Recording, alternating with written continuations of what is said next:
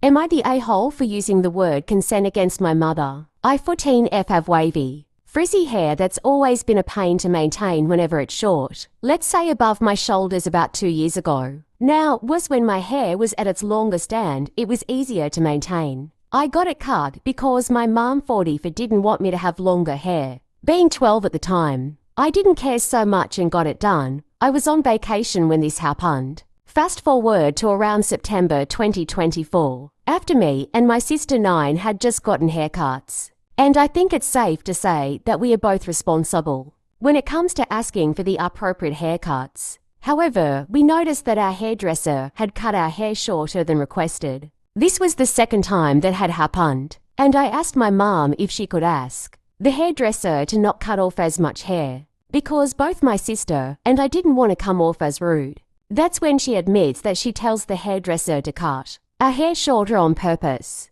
because she likes our short hair. My sister and I were both livid, and I told her that we were both old enough to ask for a simple trim. Since then, my mom has offered to plait my hair after I wash it, and I have politely declined the offer. Yet she keeps asking me, in particular, if she could brush my hair, and I still say no, but she's still asking. And at this point, I'm getting really sick of her requests despite me saying no. So the next time she asks me about her brushing my hair, I say no, I don't consent to that. My mom gets upset that I use that kind of language against her. I told her that I was only using strong language because she wasn't listening to me at first. And I said that I have to say what I really mean, but she still gets mad at me. Aita.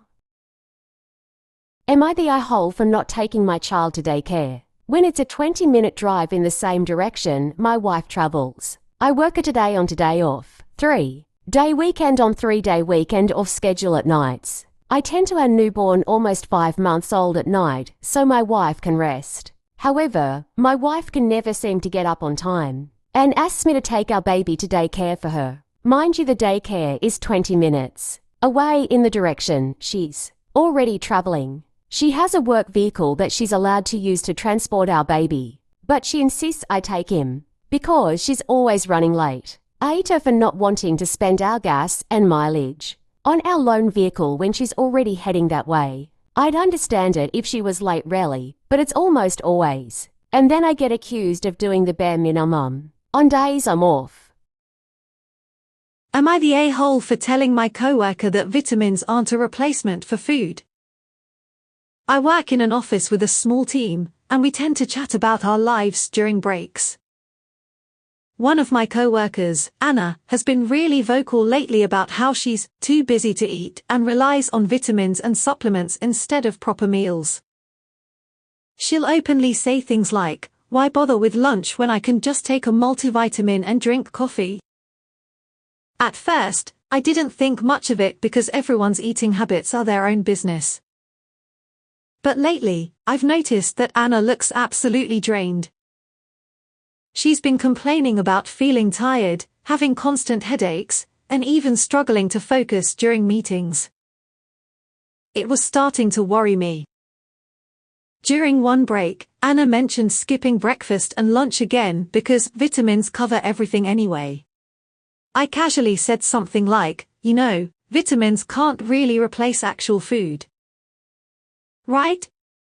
They're meant to supplement your diet, not replace it entirely. I tried to keep my tone light and conversational, not judgmental, because I genuinely care about her well-being. Anna got really defensive and snapped, "I don't need a lecture, I'm fine." I immediately apologized and said I wasn't trying to shame her or tell her how to live her life. Just that I was worried because she didn't seem like herself lately. She rolled her eyes and walked off. Later, another coworker pulled me aside and said they were worried about Anna too, but didn't want to say anything because she's sensitive about her habits. This made me feel a bit better, but I still wonder if I overstepped. To add context, Anna and I aren't super close, but we're friendly. I honestly wasn't trying to criticize her. I've struggled with unhealthy habits myself in the past, and I know how easy it is to fall into a pattern when life gets busy. I thought I was helping by gently pointing it out, but now I feel like I might have embarrassed her. I mentioned the situation to a friend, and they said I was being judgy and acting like I know better than Anna about her health.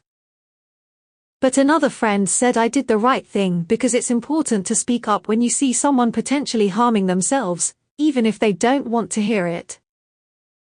So, AITA? Should I have just stayed quiet and minded my own business, or was it okay to say something out of concern? Edit, was told I should clarify that Anna is the youngest in our office. She's 18, and the next youngest is 26.